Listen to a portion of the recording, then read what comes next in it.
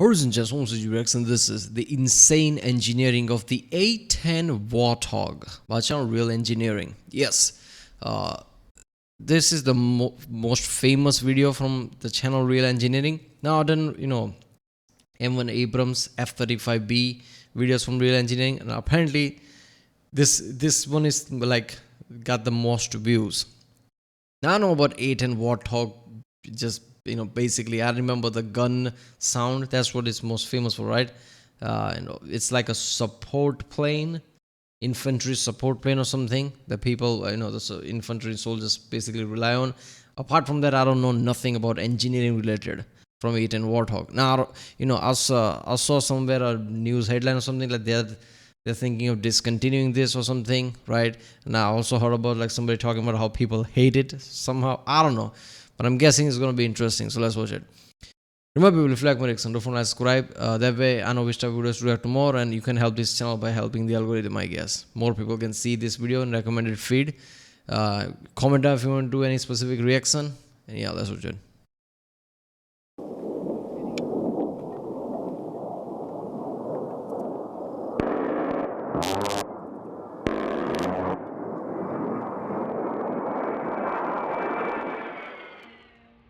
That sound. The Fairchild Republic A-10 Lightning Bolt, or simply the Hog, is one of the most iconic planes in the US Air Force. A plane developed in the middle of the Cold War with Wait a minute, why do I remember A-10 as something different? That's A-10 with two... What? Oh, there's the gun there. Oh, look at the eyes and everything. A specific type of warfare in mind. If the Cold War turned hot, one area was destined to become a battleground. A 50-kilometer corridor of lowland valleys called the Fulda Gap, where any invading troops would be channeled on their march from East Germany to West Germany. It was the shortest route to France, Frankfurt, and the strategically important Rhine River. If war broke out, this corridor would be a vital region to secure, and each side of the Fulda Gap was defended by armoured divisions. To cope with this threat environment, the US developed an operational doctrine called Air-Land Battle, and the A-10 was developed as a vital component of this strategy. Hey, look at this shit. What is it, like 30 caliber? Was it 20 mm? It's 30 mm, right? 30 mm, rounds that just fire so fast. It just sounds like that. That's just so insane. A low-flying tank killer, which would work closely with the troops on the ground to break up enemy formations at the front, while high-flying bombers harassed the supply lines at the rear. The A-10 was a plane designed specifically for the role of close air support. Close air support is exactly that, close. Close to friendly forces and close to unfriendly forces. It requires a plane to be capable of absorbing a great deal of damage as they come under fire, and to be incredibly accurate with its weapons to avoid friendly fire. A plane with this role needs some unique qualities. It needs to be available at a moment's notice. In an ever-evolving battlefield, troops could need support without warning. Why does it have jets like that? It feels like one of those like private jets that people travel on, right? Why is it like that? And because of this, the plane needs to be nearby and ready to go. This means working from forward bases that may not necessarily have all the infrastructure and equipment that other planes need to operate. Its survivability needs to be best in class. Flying this close to the ground is going to result in every man with a weapon taking potshots at the plane. As a result, the plane needs to be capable of dealing with small arms, machine guns, anti-aircraft guns, and even missiles. A-10s frequently limp back to their base with damage so severe that they would have downed another plane, with parts of their wings ripped off, with an engine taken out and hydraulics unoperational. And coming with this, the plane needs to be simple and cheap to manufacture. The Air Force made it clear from the beginning, in a battle of cost versus performance, cost would be prioritized. In an all-out war with the Soviets, quantity and ease of manufacturing was going to be a huge factor. Like the Sherman and the T-34 tanks, which were so influential in World War II, a future war between the Soviets and the US was expected to be won by whoever could out-manufacture and maintain their equipment. This plane was in... I love that. Cold War was just... First of all, Cold War was cold because it didn't become hot yet, right? That was the whole thing. But they were expecting some form of hot war in the future. I'm guessing the whole take of the World War II was that Hitler basically ran out of resources and didn't have enough production power. So the future, obviously, people are going to take lessons from that. So the assumption was like US versus USSR. Basically, if the war breaks out, the biggest issue would that be that who has the most production, right? Logistics, basically, who can do manufacture somebody, the sheer number of it. It's just understandable how their thinking was basically there. Most Cold War, I bet they just spent trying to prepare for the major war.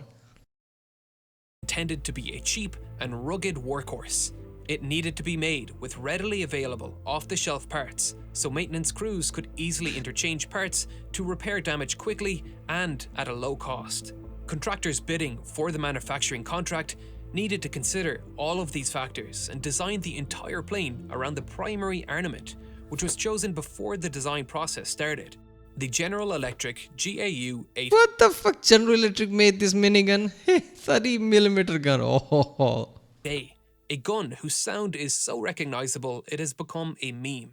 The gun takes up a significant portion of the plane's internal volume, at nearly 6 meters long, fitting snugly below the pilot. Shit. The largest part of the gun is the ammo drum, which typically holds 1,150 30mm rounds.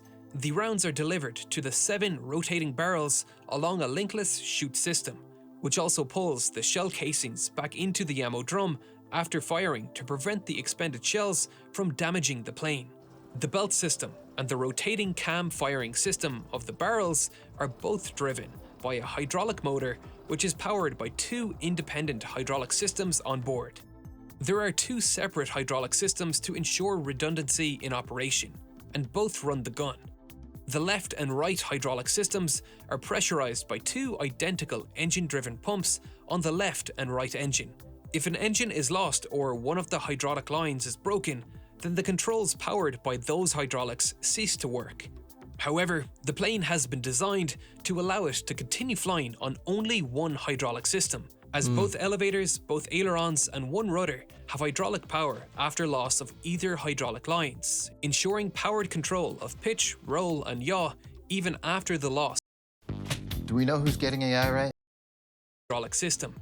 If both are lost, the plane can switch to a manual reversion flight control system where the controls can be operated without power assist, which is difficult to say the least, but it can allow the pilot to land the plane safely or, at the very least, allow them to get into safe airspace to eject. This kind of redundancy. Okay, that's surprising, right? Like this many fail safes, out of 2, if one fails, one can work. If both fails, there's just manual there. I'm surprised, system like that. First of all, this look of the plane feels like, I don't know, like post World War I type of way, right? Look at this. But all the system and things, like from sound of it, feels like, oh, that's like decent enough. There's a reason why it's still operational today, because it fucking works. But why are they they're not updating it, right? Like A-10, newer version of A-10. I guess that, in the modern world that wouldn't work or something. But the whole thing of this, so give support to infantry, right?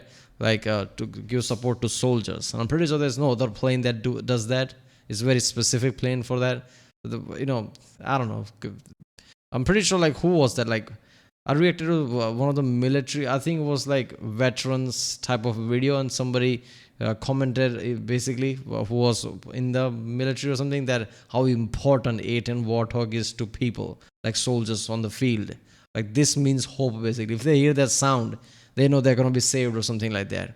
So it's that important, I think they need to update it, I guess. Can be found in every component of the A-10 to increase survivability. The landing gear is retracted by the left system only, but it can be extended by both, and in the event neither system is available, the wing-mounted landing gear doesn't actually retract all the way into the fairings, which allows the plane to land with landing gear retracted with only moderate damage to the plane. Protecting the control mechanisms through redundancy is just one component of increasing survivability. The fuel tanks are self-sealing on the lower portions and are filled with foam to prevent explosions. The A-10, like all planes, can fly with significant armor covering every portion of the plane, So they just protect the most vital component on the plane, the stick operator, otherwise known as the pilot, who sits inside a titanium tub which is reported to be capable of absorbing direct hits from armor-piercing rounds up to 23mm. The canopy is also made from ballistic glass, capable of taking hits from small arms. But this isn't the type of plane to be flying upside down over the battlefield. This is more for shrapnel from anti-aircraft fire and missiles. The A-10 also carries more chaff and flares than any US Air Force legacy fighter. That would make Chaff sense. is radar reflective material which confuses radar-controlled missiles, while flares confuse heat-seeking missiles. I mean, that makes sense because this would be flying very low on the battlefield, so that would be the target of all the anti-aircraft missiles and things. With 4 dispensers located in the landing gear pods and another 4 on the outer wingtips, for a total of 16 across both wings, which can be triggered automatically by radar and laser detection systems on the nose and wingtips of the plane, or simply fired manually by the pilot. One of the most striking features of the A-10 is its strange engine placement and tail configuration. Yeah, why? And this too was a design feature to thwart enemies with heat-seeking missiles. The engines and tail were arranged like this to mask the infrared signature of the hot exhaust of the plane, which could be used to lock onto the plane by IR missiles on the ground.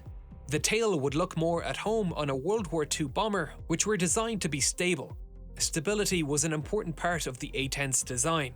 The large vertical stabilizers help keep the plane on target as it fires its insanely powerful gun. The gun is mounted directly on the center line of the plane to minimize the effect of the recoil pushing the plane off target.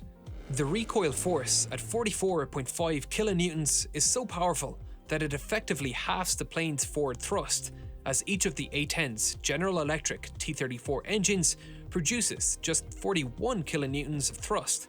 But the plane fires in such short bursts, typically 1 to 2 seconds, that the pilot doesn't need to worry about stalling.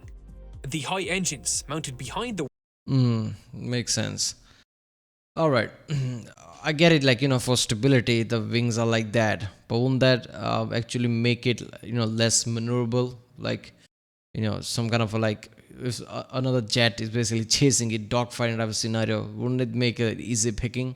It's for the, straight shooting, great, because of stability. But if it try to maneuver, like, with that wings, wouldn't that be a problem?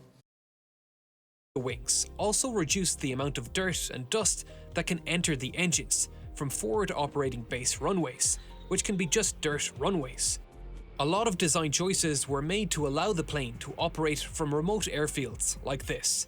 Smaller military planes like this don't typically have auxiliary power units, which are small secondary engines that large planes like airliners have. You can see the exhaust of these little hidden engines in the tails of airliners. These engines allow the plane to start its main engines without external help and help run functions like electricity generation and hydraulic fluid pumps. But it's unnecessary weight for most small aircraft, and they usually use some other way to get the engine spinning. Sometimes this results in the plane relying on ground equipment, which the A-10 cannot depend on, and so an APU was installed between the two podded engines. You can see the exhaust of the APU just underneath the nacelles here. Some of the most interesting design challenges arose from the sheer power of the aircraft's gun. The gun spits out so much burnt and unburnt propellant. I mean, yeah, it does make sense. It's made really, I don't know how to say this, like versatile in a way, because it's supposed to act as an infantry support. So infantry itself, but it's a plane, so it can land basically in any runway basically, right? Even what is that, like, old style runways, right, with the dirt and everything. It's just made really versatile, so it can't rely on somebody starting it. So yeah, obviously it would need a proper engine like that to start the main engines. That makes sense, because this is like a support thing, right? Attack basically might have to land somewhere, have to take off too, so how it's going to work?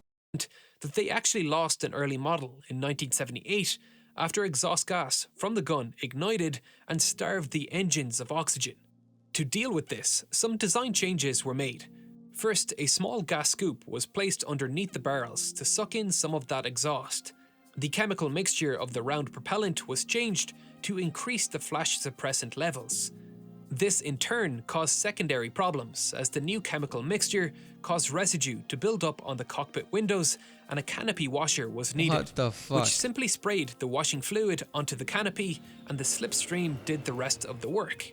Circuitry was also added to force the engine ignition system to continually fire while the gun trigger was being pulled, so that in the event a flameout occurred, the engine could rekindle its flame immediately.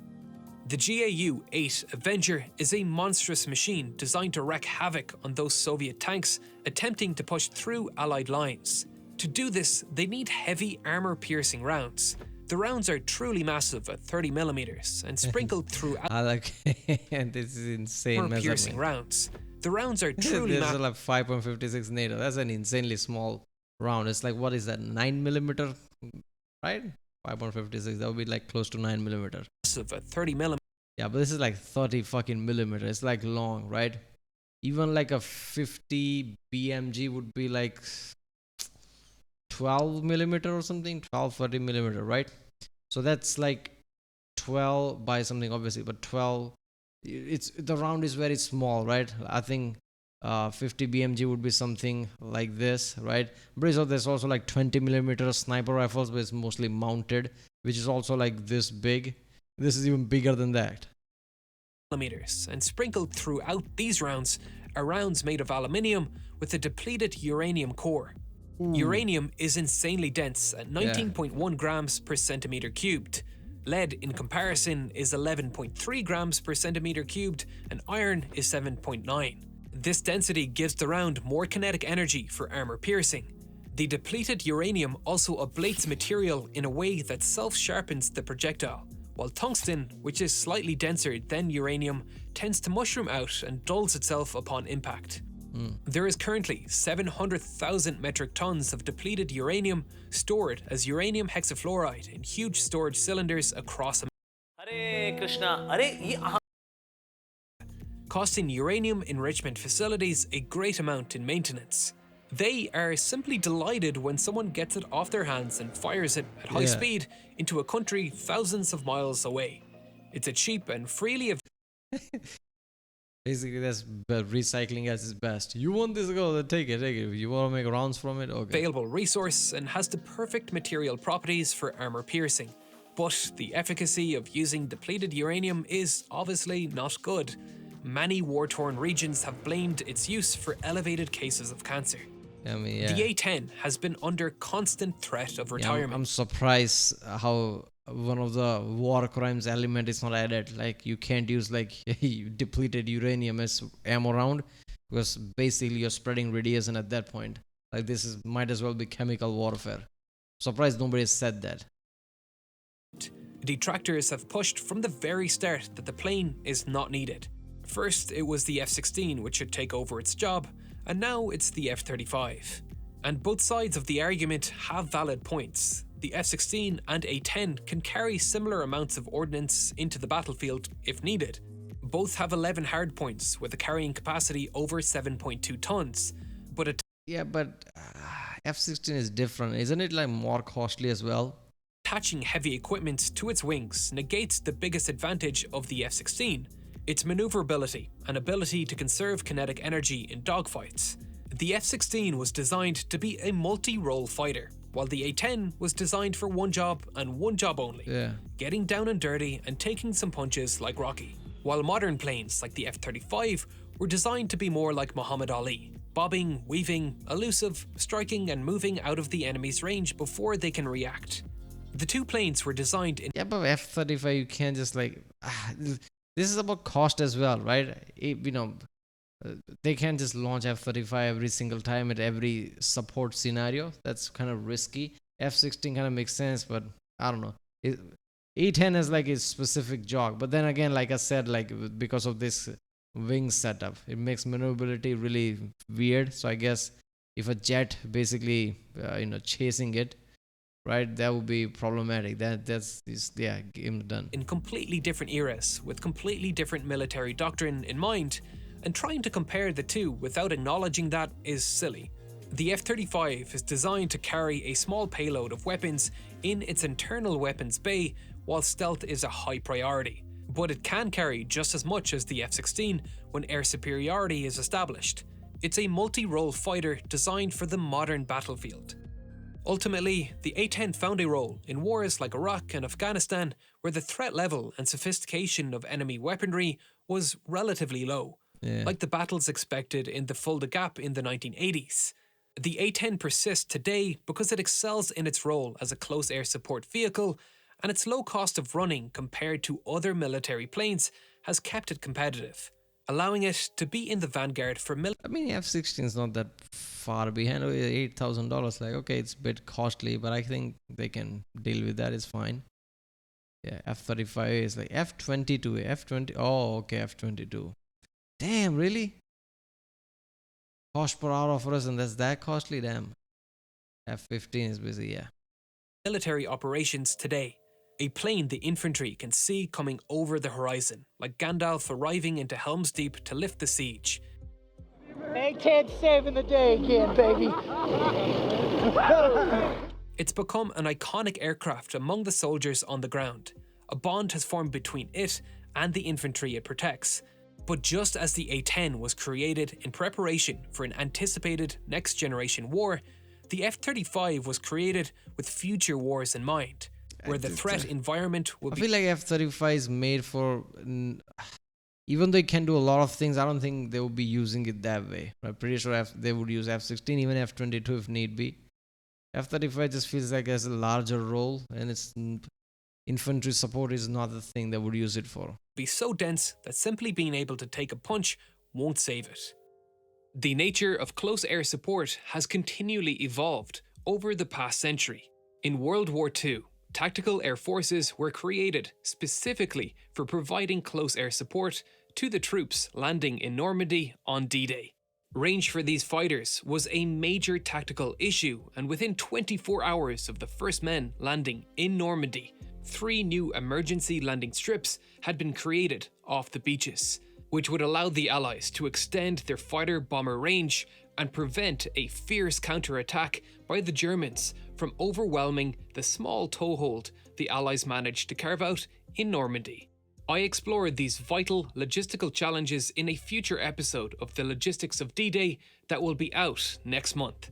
These airfields were primarily built to extend the reach of Allied aerial support as ground troops pushed forward. However, as the front line progressed, many were converted to supply depots, emergency evacuation posts, and heavy bomber airfields.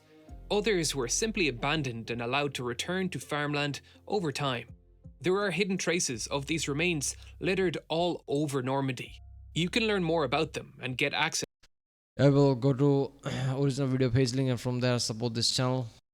Yeah, A-10 Warthog. I don't know. I mean, F-16, like, it's not that much cost. But can F-16 do the same job, like, with does it have same level of ammo capacity? This has very specific 30mm gun to it, right? I'm guessing that has an advantage. I'm guessing it does feel like pretty weird if they're going to update A-10 with a newer type of plane that does the same job. It's just like in the modern world, it feels weird. A plane that does a lot of jobs, basically how F-16 is like one of the best type of dogfighting type of plane, right? Obviously apart from F-22, and also can doing all this job with relatively low cost, because like what, 8,000 something compared to this, which is like close to 6,000. It's not that far off. So F-16 would feel like about right. But yeah, it does make sense. It's like a Cold War type of plane that worked. And yeah, all the recent wars was just like not so technologically advanced enemy was there. So yeah, it worked. With more technology advanced enemy, that the A-10 Warthog wouldn't work. Something like a anti-aircraft would be, modern anti-aircraft would be like too much for it. And also some kind of dogfighting scenario, like some of the Russian type of Sukhoi planes and things. If that chases this, that's it. So it wouldn't work. That's why they are just like discontinuing this. Like, enough of it. I think that as soon as they pulled out of Afghanistan, they're like, okay, I think we reached the last of it, right? Whatever war that comes in the future would be different. So let's just, yeah. Alright, well, that was the insane engineering of A-10 Warthog. Yeah, it is insane. This is by the channel Real Engineering. If you like my reaction, don't forget to subscribe. Check out the reaction. There's a link in the description. Check out the end cards too. And yeah, I'll see you next time.